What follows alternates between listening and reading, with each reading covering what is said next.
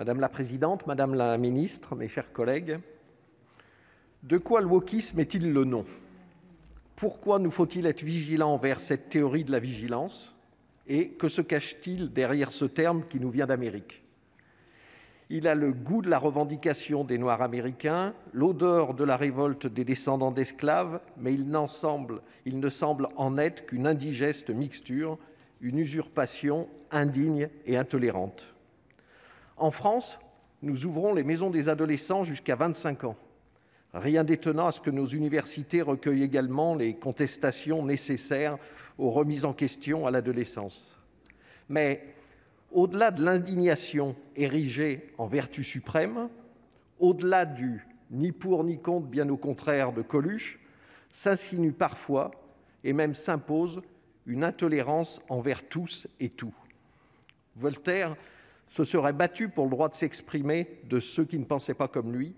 Aujourd'hui, les adeptes du wokisme peuvent partager des idées, mais se battre contre ceux qui les exprimeraient sans leur légitimité.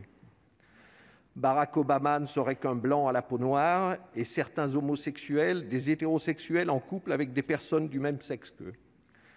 Cette cancel culture, comme il faut l'appeler, serait risible si elle ne poussait pas l'intransigeance jusqu'à l'intolérance.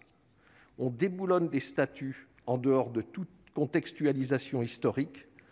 Cette déconstruction, qui nous revient d'Amérique après l'exportation bien mal traduite de Derrida, tend à éteindre nos lumières.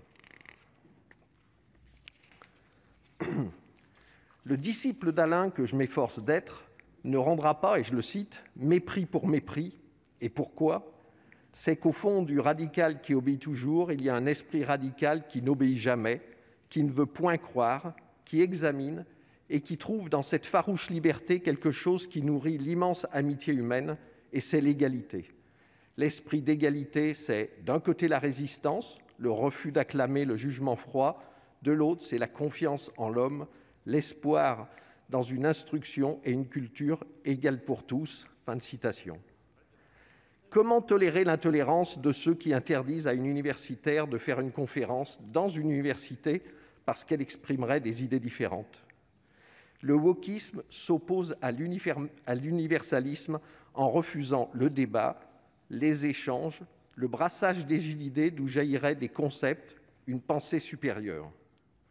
Le wokisme, sous couvert de vigilance accrue à toutes les formes de discrimination, se révèle être une idéologie dogmatique prônant le communautarisme, la culture du bannissement et du politiquement correct, et pourrait porter atteinte à l'unité républicaine.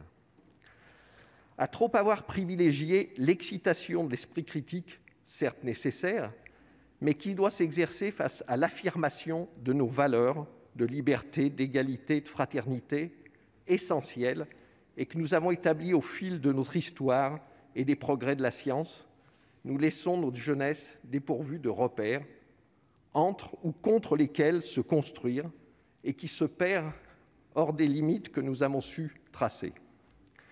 Ayons le courage de les défendre plutôt que de laisser des imposteurs en redessiner les contours, réécrire l'histoire comme cette campagne présidentielle débutante nous en apporte de tristes exemples.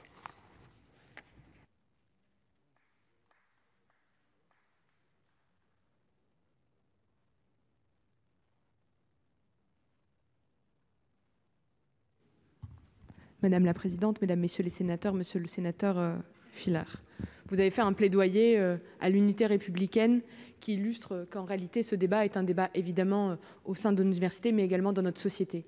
Et au-delà de la question de la recherche, de l'enseignement, effectivement s'opposent deux visions de notre société, mais quel plus beau plaidoyer que celui de l'esprit critique, celui de la défense en réalité de toutes les expressions, sans aucun angélisme sur la volonté finalement d'imposer une seule ligne plus qu'une autre. Tout cela, c'est bien les esprits éclairés finalement d'illustres citoyens qui l'ont bâti.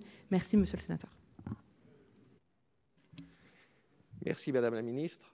Effectivement, notre société a besoin d'autorité, mais d'autorité de compétence, cette autorité qui réhabiliterait la science et éviterait qu'on puisse voir toutes ces dérives, lorsqu'on voit des gens porter une étoile jaune parce qu'on leur propose un vaccin gratuit, je veux dire qu'il y a des dérives qui sont importantes. Et, Madame la Ministre, on attend à la fois de l'autorité de l'État, l'autorité aussi des universitaires, pour pouvoir refixer des repères qui soient suffisamment étayants pour notre jeunesse.